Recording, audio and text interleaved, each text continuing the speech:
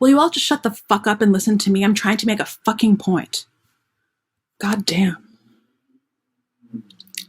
Because, like, did you guys see that movie where the college kids go abroad? And the movie, it's a series, but in the first one, the college kids, they go abroad to, like, Europe.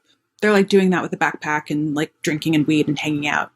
And, you know, they meet some girls, real cute and blonde, and it turns out the girls are, like, friends with these crazy rich people. Or maybe the girls are the crazy rich people. I don't remember, but somebody's homicidal and super rich. And so the college kids are in this foreign prison.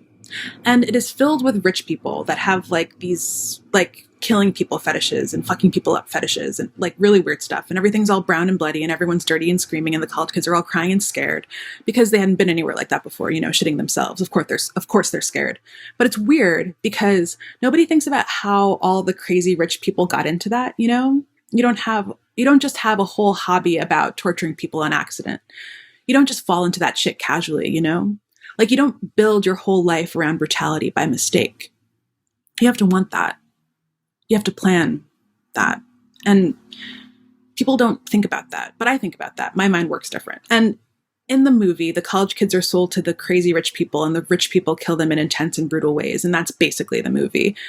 And it's, like, awesome. Like, one of the rich, crazy people has this fetish that is cutting people's fingers off with chainsaws or some shit. And he's doing that with a chainsaw. And the rich guy slips in blood or something and he decapitates himself with his own chainsaw. And it's obvious what that means. Do you know what I mean? It means he's the victim of his own damn thing. Like, he's the victim of his own shit. Like, we're all the victim of our own shit, right? Like, of course he is. And it just always happens. It's always like that. Like, that just keeps happening in different ways in the whole series. And that's why they're all, like, a little bit actually good, you know? Like, there's a good moral thing going on, like educating people and being like, whatever the fuck you come up with to do to somebody else, it always ends up getting used on you. And that shit is moral, you know? You know what I'm saying? He's the victim of his own fucking fetish. And it's like, I'm not some mindless fucking person. Like, I can't just do something. I've got to think about it, you know? I can't just listen to something. I have to hear it, you know? And make it. Like, I make a movie in my mind of what I do every day, you know?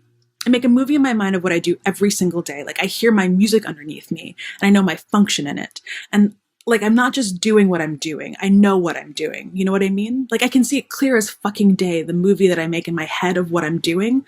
Like, I'm outside of my own body and I see myself and my actions. And I know how everybody fucking looks at me.